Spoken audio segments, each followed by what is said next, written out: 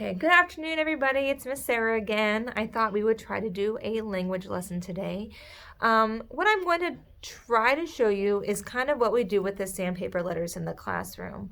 If you've ever been in our classroom or have looked at Montessori material on the internet, sandpaper letters are usually like a piece of wood with sandpaper or some sort of tactile material cut out in the shape of the letter on the wood. And the way that it is presented is that the child would look at the letter and you would say, this is the letter T. And when we give these lessons, the emphasis is actually on the sound. So you say, this is letter T. T says t, t. And then you would take the child's hand, one or two fingers, and you would kind of show them at the top, t, t. Now, I'm going to assume most of us, including myself, do not have sandpaper letters at our home. But I do have flashcards, and so if you have flashcards laying around, we can try to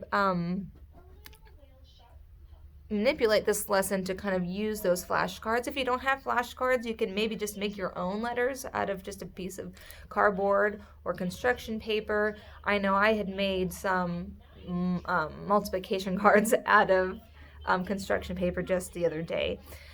So another thing about these lessons is that in Montessori, what we do in our classroom is we don't start at the beginning of the alphabet and work our way down. We tend to group the letters that we teach in groups where they're not where they don't sound the same phonetically. So you're not going to have an M and an N in the same group. They both kind of sound very similar and they also look very similar. B's and D's, P's and Q's are generally kept apart, again, because when you're first learning these sounds and learning these shapes, those P's, Q's, B's, and B's look very similar. And that can even go into the early elementary years when you see a lot of kids will get their P's and B's and Q's mixed up because they see the shape, but they're not necessarily focused on the orientation of those shapes when they make those letters. So let me show you. So in my classroom, we have H, A, S, and T are together. We have N, O, R, and W together. We have M, E, D, and F together. We have L, C, I, B together. We have G, U, V, P together. And we have kind of like the rest of the letters are together. Q, J, K, Y, Z, and then X would also be in that group as well. The flashcards that I have, X is sharing with the W. Mom, I have to switch? Yes, after you're done with that. Ronnie's doing his education.com, and so is Dimitri. And another thing, so we present on the sandpaper letters, we present the lowercase first. This is because usually when you're reading stories, most of the words are going to be in lowercase. Don't be alarmed if your child writes in uppercase. Uppercase letters are blocky and they're easier to write than the lowercase, which tend to have a lot of more fine lines and they're more small. Also, just to kind of backtrack, we do spend more emphasis on the letter sound than we do with the name. Although I do say this is the letter W, my emphasis is on the sound.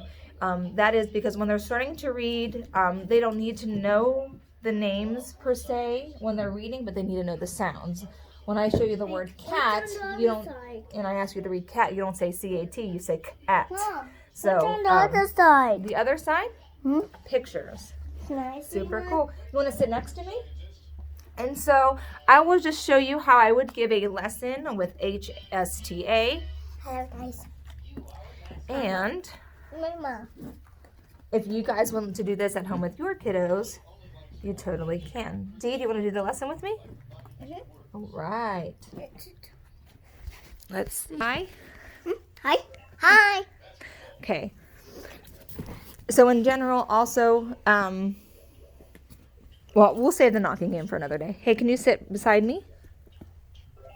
Do you not want to do the lesson? Nope. So you would say, this is the letter H. H says, ha. Can you trace H for me? Where is it? And again, you want them to say the sound as they're tracing the letter. And that helps with the motor memory, their muscle memory in their brains. It's a monster. It is a, You would say, this is the letter A. A says, ah. And then again, you would show them, ah. And then you would say, can you trace the letter A and say ah for me? Okay. With your hands, please. I can trace it with my I know you can. Could you trace it with your hands for me? Trace it. Yep. Ah.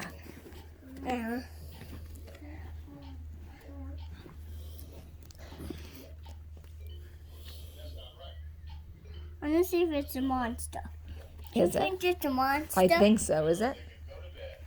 No, it's a human. It's a human.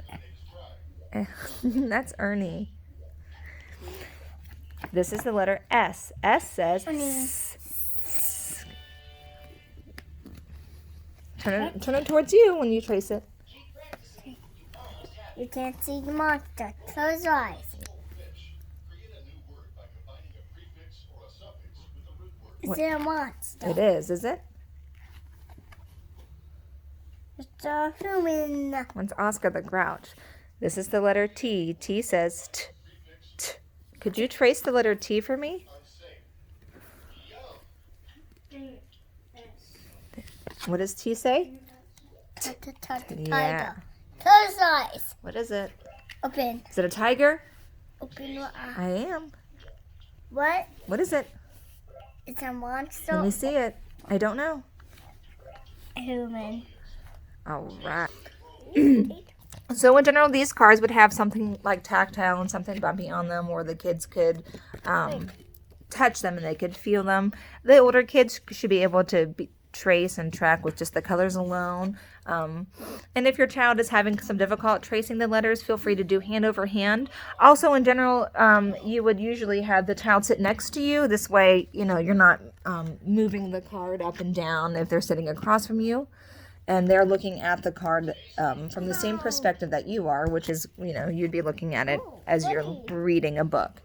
I think that's about it with the sandpaper letter lesson. So if you have flashcards, letter flashcards at home, feel free to look it up. I will put a link in the comments, kind of like how to do it again, if you want to just read the link.